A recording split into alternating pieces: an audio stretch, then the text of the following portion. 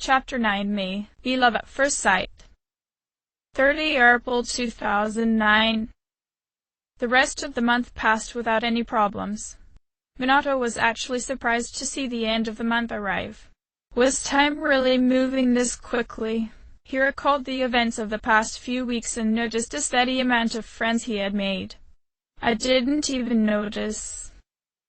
So this is what it's like to live, huh? Since the team's last visit to Tartarus, Minato and Hamuko had befriended an old couple running a used bookstore at the strip mall. Mitsuru had also asked the twins to help her with student council, where they caught the notice of the head of the disciplinary committee, Hidetoshi Urajiri. Minato was even able to get close to Chihiro Fushimi, the treasurer, who happened to be a year under them. The blue-haired boy worked hard to juggle student council with the track team, and yet he somehow managed to also get to know the team manager, Yuko Nishiwaki. And on the weekends, Minato often locked himself up in his room to speak with a friend he found online who went by the name Meyer, as he went by the name Tetsuya. Between all of these people, Minato was surprised he was able to make time for himself. Hamuko, on the other hand, had no trouble with her schedule. She joined the volleyball team with ease and quickly bonded with Ryo Iwazaki, apparently a childhood friend of Kenji's. Hamuko and Minato often hung out with the two after school when they could, and the blue-haired twin finally cleared up to the magician that it wasn't a double date and that Hamuko was actually his sister. The red-eyed girl smirked at the memory, and as she told Yukari about her brother's odd ability of attracting misunderstandings but never clearing them up, Hamuko realized she and Yukari were also getting closer to establishing herself the lover's arcana. Tired from the day's activities, the twins met up for dinner and were now returning to the dorm. Minato sighed as he shook his head. I know I already have a lot on my plate, but it's too bad the photography club isn't open. I've been itching to finally get access to a proper darkroom, but I guess I'll have to keep using my room during the dark hour to develop photos. How do you get your stuff to work during the dark hour? Hamuko asked as she matched her steps with his. I asked Kirijo-senpai for some parts. We have a deal that as long as I agree to be the dorm's handyman, I can get more parts to work with. That's an interesting deal. Hamuko tilted her head to the side. I understand why she doesn't ask Junpei, but how about Akihiko-senpai? He looks like he'd know his way with a wrench. I asked her that too, but apparently there was an incident about some protein powder getting into the TV. Minato shrugged as the redhead didn't really explain it to him. I don't know the details of what actually happened, but Sanada-senpai is banned from touching the tools. Hamuko laughed. That sounds like something. No kidding. Minato laughed. The girl paused and studied her older brother. The blue-haired boy suddenly felt self-conscious. What's the matter? Do I have something on my face? The younger twin shook her head. You seem a lot happier. Do I? Minato paused to think about it. I feel happier. I don't know. Maybe it's because I actually have something to look forward to each morning. Each day is different. One day I could be running in track with Kaz, or maybe I'd help Hidetoshi with a disciplinary issue. It's a lot more fun than me last year hauling myself up in my room, having you force me out to go to school and therapy each day. There's so much for me to do that I can't waste time thinking about reapers. I'm glad, Hamuko said as she continued walking. How about you? No girls? Hamuko shook her head. Lately it's been different. I hear thoughts instead. Like mind reading? Not really. The girl frowned. Whenever I pass by someone who's lost, I can sort of hear their voices. Hamuko. Minato looked at his sister with concern. Why didn't he say anything? I can ignore them pretty easily, the girl said. She looked around and saw a lost girl standing outside their dorm. But I guess with so many lost appearing, it tends to get noisy. It gets especially worse during the dark hour. Here. Minato removed his velvet key from his lanyard and placed his headphones on his younger sister. You can take my music player. If the noise gets too unbearable, just put that on. I put in some of your new songs, but if you want, I don't mind if you reorganize my playlists. Thanks, Nissan. Hamuko smiled as she accepted his most prized possession. No problem. I'm your older brother after all. It's my job to take care of you. He smiled back at her as he unlocked the front door. As they entered, his phone began to ring, and oddly enough, so did Hamuko's. Raising an eyebrow, he answered cautiously. This is Minato Yuki. Hello? Hello? This is Elizabeth. Minato's eyes widened in surprise. Please come to the Velvet Room. There is a matter we need to discuss. You may use the alternate entrance located in Polonia Mall. All you must do is find the door. I'll see you soon. The girl giggled before hanging up, and Minato frowned to his sister. That was Elizabeth. Hamuko nodded her head as she also put her phone away. Yeah, Theo called too, saying something about his sister forcing him to call me to tell you to go over. Should we go now? Minato thought about it before shaking his head. We just got back and you're tired. I'll head over to Polonia Mall myself. If anything comes up, I'll let you know. We'll probably be visiting Terrace tonight, but I can't say for sure. Alright, I'll let Mitsuru-senpai know. Hamuko nodded as she went upstairs. Take care of yourself. Minato looked around as he entered the Velvet Room. He waved to Theo before walking towards Elizabeth. You asked for me? Elizabeth bowed and gave him a small smile. I'm truly sorry to bother you, but I have a big favor to ask. I've been looking for someone with exceptional strength. It's been quite some time since we've had a visitor worthy of our attention. If you don't mind, will you accept my requests? Of course, once each request is completed, I will have a reward for you. I anxiously await your cooperation. That seems doable. Minato nodded. What do you need done? Elizabeth nodded to her brother, and the golden-eyed boy jumped. He handed the boy a small list of tasks. I am so very relieved you accepted, Master Minato. Theo sighed. The horrors I would have had to endure if you would have refused. The younger brother trembled.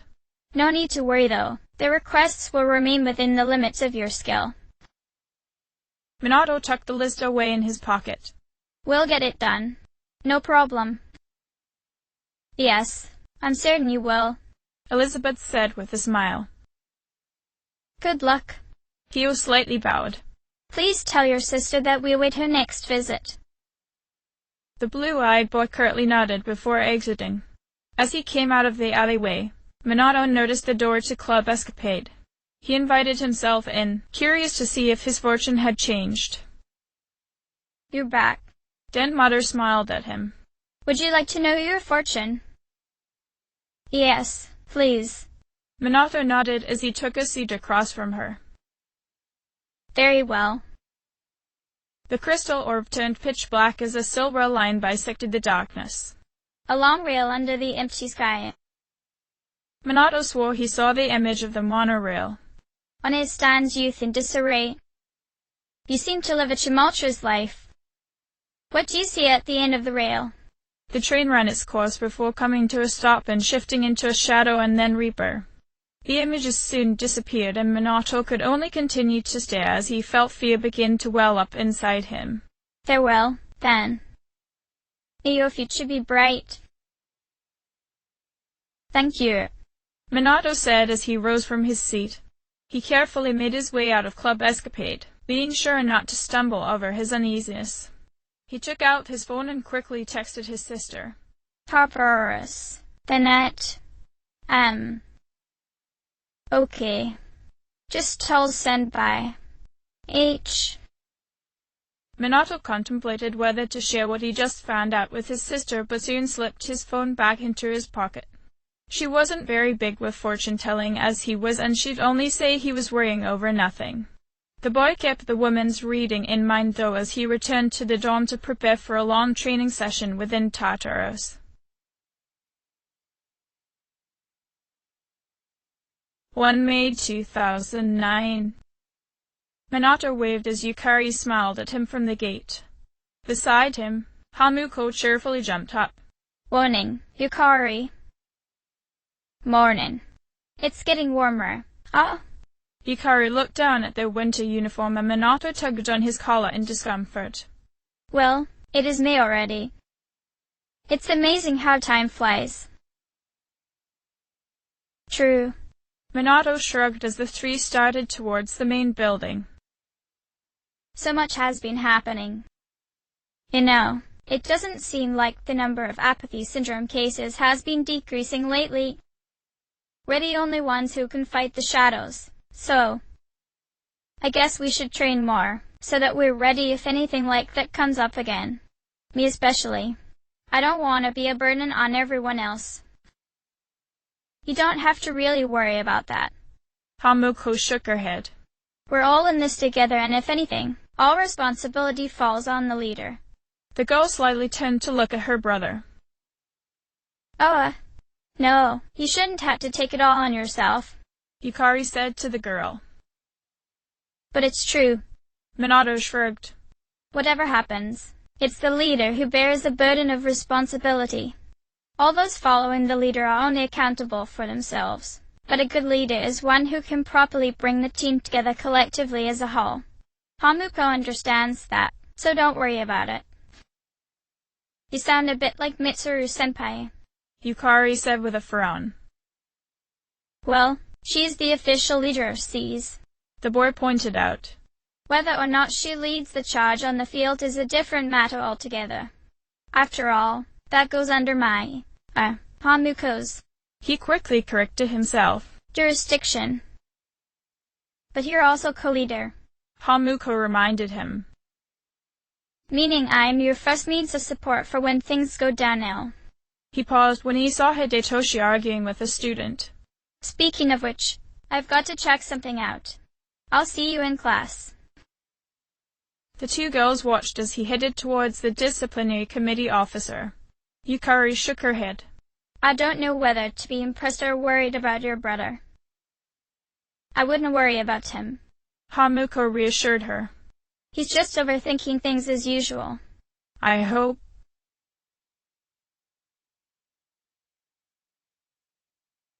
Classes didn't even end yet, and already Minato had to put up with the nonsense of extracurricular activities.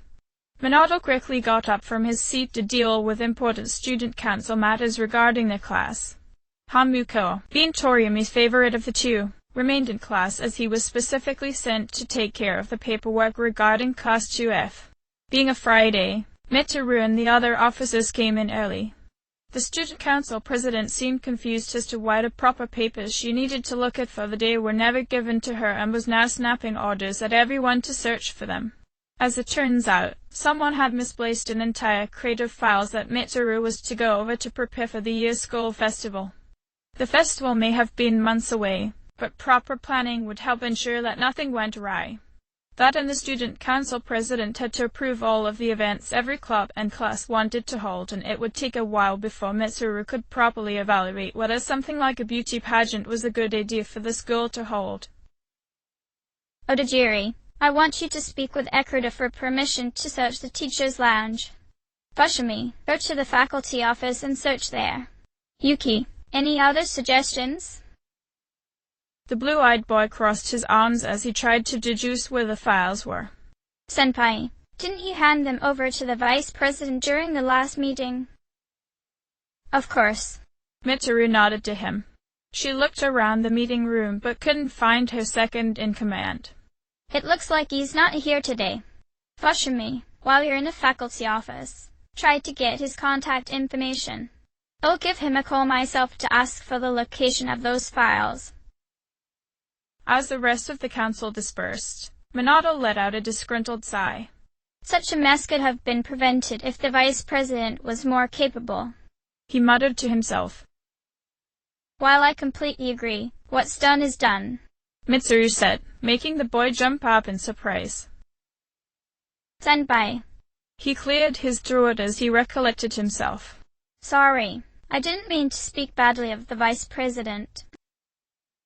No, I understand your concerns. You weren't just referring to the student council. Mitsuru watched as the boy solemnly nodded. I'll let it pass for today. Seeing as how you seem to have your hands full, you may leave. But just so you know, I think you're doing an excellent job in your position for C, so there is no reason for you to be so hard on yourself. Good work as usual today. Mitsuru pulled out some other paperwork and took a seat as she began to fill them out. The boy smiled at her praise. I appreciate. Minato was interrupted when someone suddenly slid the door open. Senpai, we have some trouble near the laboratories on the first floor. Is Hitoshi-kun available? I'll take care of it, Minato said, standing up. Oh, Yuki-kun. You'll do? It seems some girls are caught in trouble for the clubs. The teachers, or rather Mr. Edogawa and Ms. Toriyami, are having a difficult time diffusing the situation. I see. The boy grabbed a yellow armband and tied it around his arm. He would need it if he were to establish himself as a part of the disciplinary committee. He looked towards Mitsuru with a cut nod. I'll get this done and then leave for the day. I'll leave it to you, Yuki. The redhead nodded as the blue-haired boy followed the student downstairs. She smirked to herself as she began going over the school's paperwork. He's become quite dependable. I wonder if he isn't overexerting himself, though. Minato managed to get things sorted out quickly enough. The girls who had been causing trouble were apparently from Ekota's class, but what exactly the problem was the teenager didn't know. Perhaps it was that they were disrupting club activities or they were harassing another student, but apparently Edogawa tried to step in only to drag Toriyami into the mess. In the end, Minato didn't really care with how it started. It all resulted in another headache for him as he reported to Hidetoshi. When his friend left to file the incident formally in the council room, Minato finally let out a sigh of relief that it was all over. He turned to leave but failed to see the girl coming out of the science lab. Oof! Minato bounced backwards a little as the girl toppled to the ground, spilling papers out from her folder. The blue-haired boy's eyes grew wide as he quickly bent down and picked them up. I'm sorry. I wasn't paying attention. He studied the beautiful photos before looking up to the girl. These shots are... He paused as he recognized who he was talking to. Oh, it's you. The surprise in his voice caused the girl jerk her head up at him, short teal-green hair bouncing a little before it settled around her face. The girl stared at him with brown eyes before relaxing. Yo. Yuki-san. She saw the yellow band tied around his arm. Oh, are you here for student council? Yeah. He nodded as he offered a hand to the girl. She took it and he carefully pulled her up. There was some trouble earlier, so I came down to check it out. I don't actually know the specifics, but some girls were causing problems for the teachers. She carefully looked around, as if she were making sure she wasn't caught by someone she recognized. She turned back to the boy sheepishly. I'm sorry. I must be keeping you from the student council. Oh, not at all. I was just about done for the day. Minato explained nervously. He stared at the picture still in his hand. These are very good shots, by the way. After straightening them out, he handed them back to her and noticed the camera she carried. Wait, you took these with that camera? I didn't expect the Nikon F6 to be this amazing. I used the F5 myself, but I could never produce a photo like this. The focusing and exposure looks incredible. The girl brightly smiled at the boy as she lifted her camera. I modified the F6 a bit so it has a manual focus.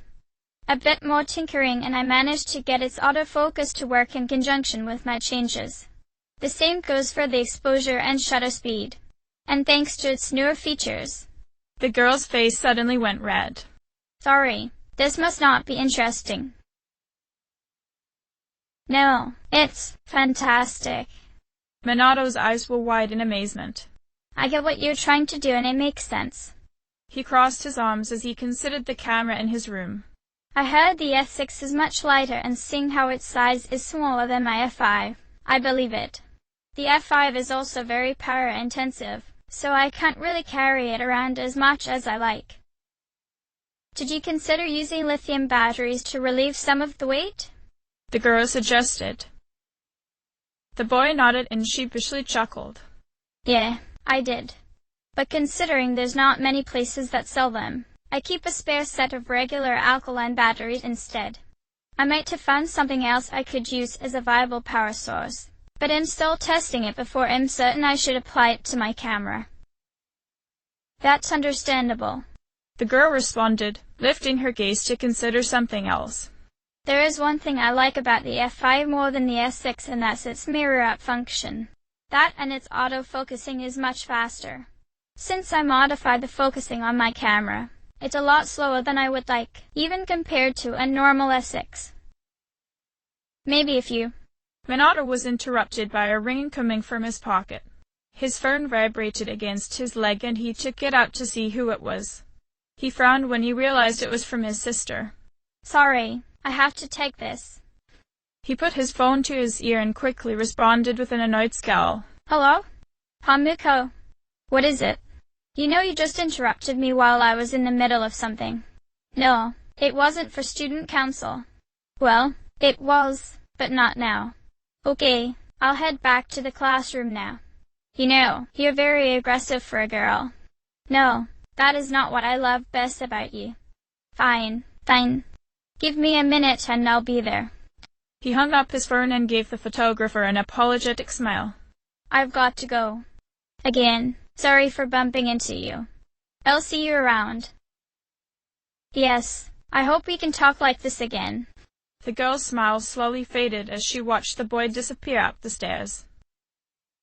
Minato just about reached the door to his classroom when he groaned to himself. I forgot to ask for her name. This'll make it much more difficult for me to find her in the future. That and I still haven't repaid her for before. Damn, I'm bad at this. He opened the door and looked over towards his sister, who was talking with Junpei. Why are you both still even here in the classroom? I expected you guys would have gone home by now. We were just hanging out, talking. Junpei said with a shrug. Why'd you call me then? Minato raised his eyebrow at Hamuko. We overheard the rest of student council say that you had gone downstairs to resolve some trouble. Hidetoshi-kun came back without you, so I was wondering when you'd be back since your stuff was still here. She pointed to his things, and the boy noticed that the red-eyed girl went through the trouble of packing everything away from him. You seem a bit upset. No, it's nothing. Minato decided to forgive his sister. She was just worried after all. He picked up his bag and slung it over his shoulder. What now? Junpei smirked at the two and leaned back in his seat. FYI, Akihiko-san's at the hospital getting a checkup. He called me earlier and asked me to bring him something. No, he knows who to count on. Yukari had just returned to and shook her head at the cat boy. He only asked you 'cause you don't have anything else to do after school. I resent that. The brunette giggled. I'm just kidding. So, what did he want you to bring? The class roster for 2E. Minato tilted his head at that. Ekoda's class? The one with those trouble-making girls from before. What's he want that for? Yukari asked. Well, I don't have practice today, so I'll go with you. You're coming too, right? She turned to the twins. Hamuko smirked. Definitely. Cool. Yukari nodded. Junpei frowned. Wait a minute. What? Is there a problem? Yukari put her hands on her hips. Well, it was me he asked. Well, we can come along too, right? Yukari turned to Minato. How about you? I'll pass. Minato tried, hoping the girl from before was still on campus so he could properly introduce himself this time. Come on, now. Yukari lightly elbowed him. I'm sure he wanted us there too. It sounds important, doesn't it? He asked me, you know. Junpei said again, standing for emphasis. Hikari rolled her eyes at him. If it's important, we should all go together, right? Both boys looked at each other but decided not to argue with her. She did have a point. A bit disappointed in the change in his plans, Minato shrugged. Whatever.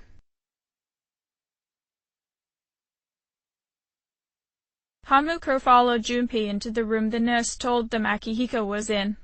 She almost crashed into her friend when he suddenly stopped. She looked over his shoulder to see what was wrong and froze when she saw a familiar maroon coat. A tall boy with a beanie glared at them as they crowded into the room. Junpei gulped. Is Akihiko-senpai. The stranger kept his stare level. Junpei mustered as much courage as he could. In this room? By any chance? He nervously chuckled as an attempt to try and break the tension. Behind them, Minato heard footsteps, so turned around to see the familiar white-haired boxer.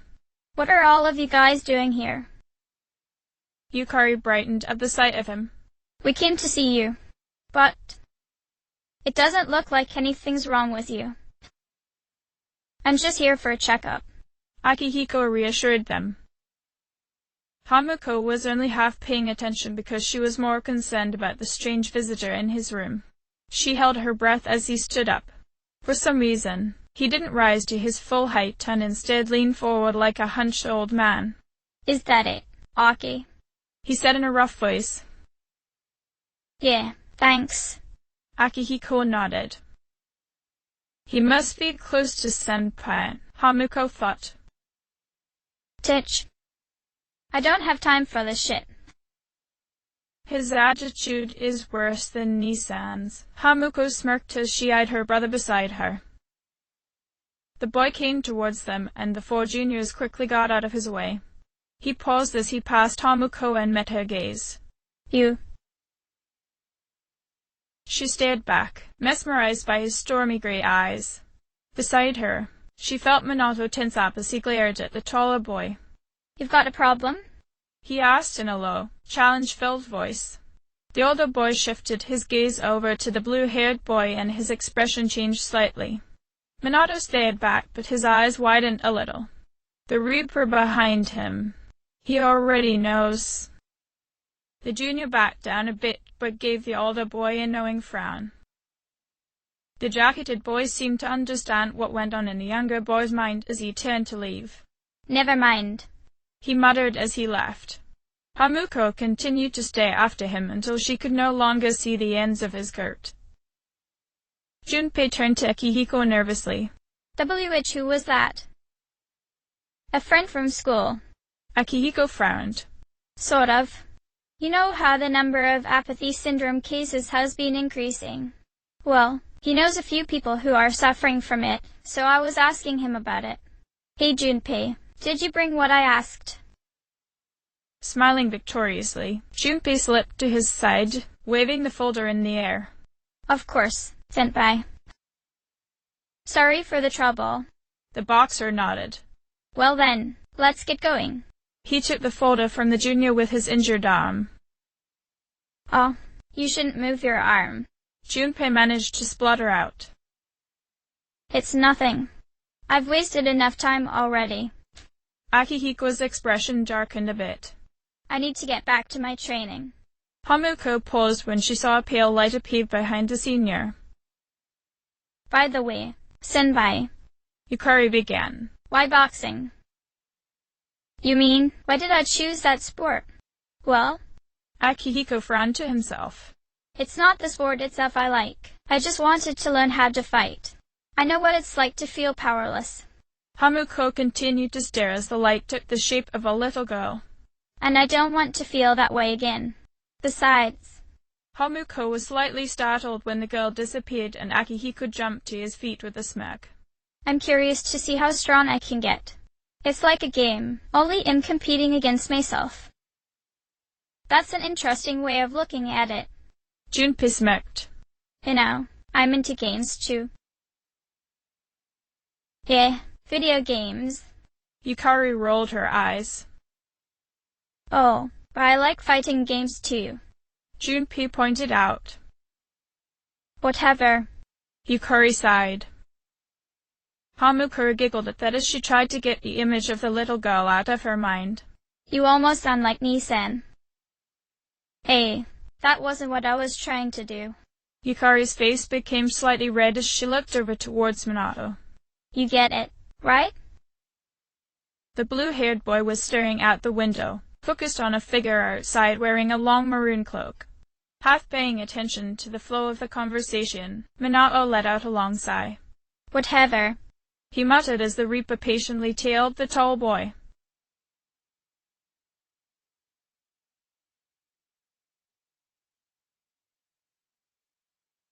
Minato head fell against his desk as he stared at his camera. The darn thing was way too heavy, and if he eventually did join Gekuken's photography club, he'd rather not lug it with him all day at school. So far, he's only been using it around the dorm and during weekends, but even then, his budget for batteries was extremely tight given he had to prioritize on medicine and equipment for the team. He picked up the glowing blue crystals again, and it whispered to him. It still freaked him out slightly, but he learned to ignore it. It would help if he actually had his headphones and music player, but Hamuko needed them more. I guess I can stop messing with my camera until I can get a second opinion on it, he said to himself as he took out Hamuko's music player. He connected it to his computer so he could back up his sister's files. Curiously, he noticed a new folder in the machine that he had never seen before. He frowned as he clicked on it. Rumors about Nissan. His face went red as he listened to the various recorded audio files his sister had taken. He didn't recognize some of the voices since the timestamp revealed that some of the rumors dated back to when they were in middle school, but he did recognize the ones with Hamuko's voice laughing in the background. He definitely recognized her voice when she was the one spreading rumors about him. Minato's actually a girl. Minato and I are dating. Yeah. We're twins. Is something wrong? Nissan's blue hair is actually because of a terminal illness. Instead of spending the night modifying the music player like he initially planned, he spent it listening to all of the files, finding them all to be unique in one way or another. In the morning, as Hamuko came down to wake her older brother, she noticed he had fallen asleep at his desk. Nissan, that's not very healthy. She shook him awake and looked over his shoulder to see what he had been doing the entire night. Well, maybe I should have hidden that from you. Minato slowly sat up. So now I know the source of the rumors being spread around campus. Why must you do this to me? Hamuko looked at him oddly. Nissan, those rumors at Gekuken didn't come from me. You listened to the recordings, right? None of those were me. I never reuse a rumor twice, after all. Her older brother slammed his head back into his desk again. I hate people.